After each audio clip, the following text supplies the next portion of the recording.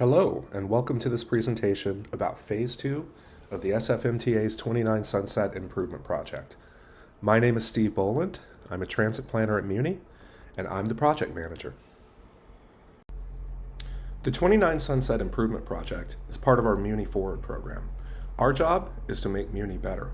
What does that mean? Well, it can mean different things. We start by talking to riders about what they want, but generally it means making service more convenient and comfortable. It means improving accessibility for those who can't move easily, and it means keeping people safe. This project is on the 29 Sunset, which is one of Muni's busiest bus routes, even though it runs through neighborhoods and doesn't go downtown. This is Phase 2 of the project on the route's south side. Phase 1 is already underway on the west side. The Muni Forward program has been making Muni better one stretch of route at a time since 2014. At this point, we've improved more than 100 miles of bus and train routes all over the city, using the types of changes I'll be talking about in this presentation. I'll be talking about our proposals in a moment, but first I wanted to say that one of the things 29 riders told us they wanted the most was a 29R rapid bus that would skip less busy stops and be quicker and more reliable, like the 14R on Mission, for example. That would be very expensive to run, and we are currently dealing with budget issues, so it's not part of this proposal, but it is part of our future plans. So what is the 29 Sunset?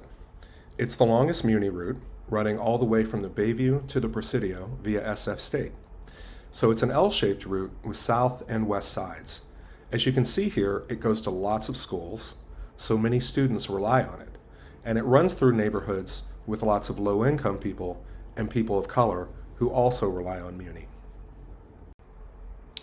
So the 29 is a busy bus route with lots of riders going back and forth both ways all day long, but it can also be slow, unreliable, and overcrowded. So we've been working to make the 29 better for over a decade.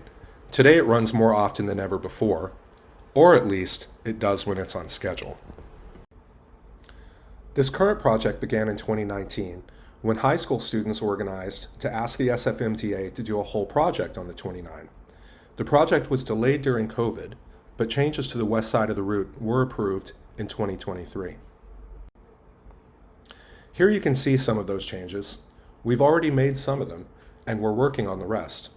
Here, buses are already quicker and more reliable, and we've made improvements to dozens of stops.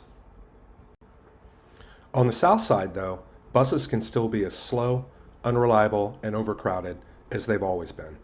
This is partly because buses make lots of stops. They also stop at lots of stop signs and wait to cross busy streets. And when they fall behind schedule, they only get more overcrowded, which just makes things worse.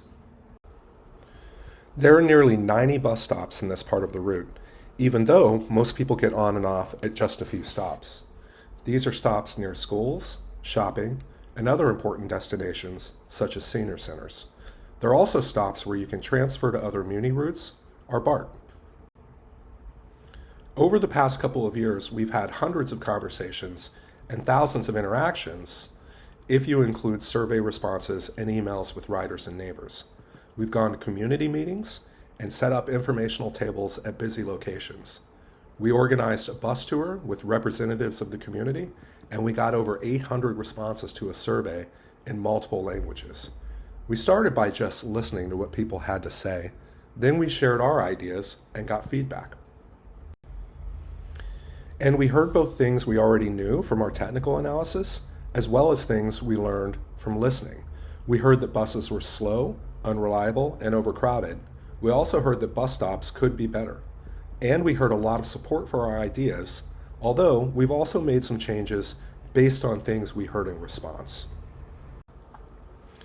Our survey found that making buses quicker, more reliable, and less overcrowded were top priorities. It also found that stops could be better, that walking to stops could be safer, and that stops could be more accessible for those who can't easily move. We did find majority support for the idea of removing some lesser used stops to help keep buses moving, as long as stops were still relatively close together. and close to important destinations. Whenever we think about removing bus or train stops, we think about how close they are to other stops and how busy they are. But we also have rules we follow.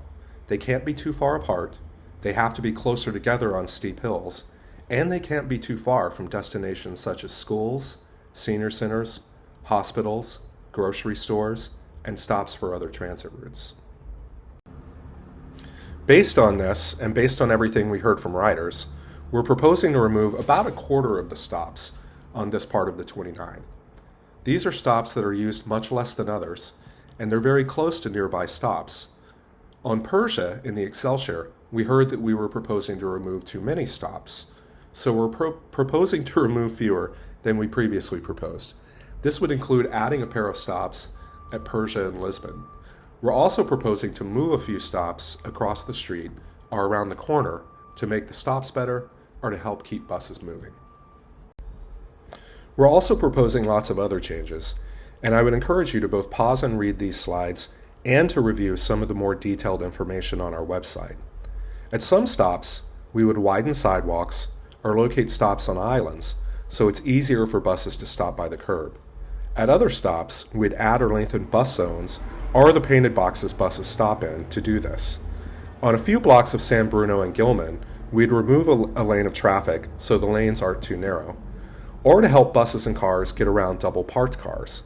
On Ocean at Geneva, there might be only one lane eastbound, but lanes already merge on the other side of the intersection. We'd also make lots of improvements to pedestrian safety, like wider sidewalks at corners and new crosswalks. In Ingleside, at Garfield and Head, we'd test out new medians to narrow lanes and discourage speeding. And we'd improve stops in other ways, like by adding shelters or lighting. To do all of this, we'd have to remove some parking, up to about 40 spaces over nearly 6 miles. At Mission, we'd remove a yellow loading zone, but replace it with 2 across the street. Here you can see a summary of all this. Again, there is more detailed information on our website. We're still collecting feedback on these proposals, but we hope to bring a final set of proposals to the SFMTA Board of Directors by this summer, and to start making improvements later this year. Thank you. We've truly enjoyed working together with riders and neighbors to make this Muni route better, and we look forward to seeing the results. You can review these maps and materials and learn more at our project webpage. That's sfmta.com/better29.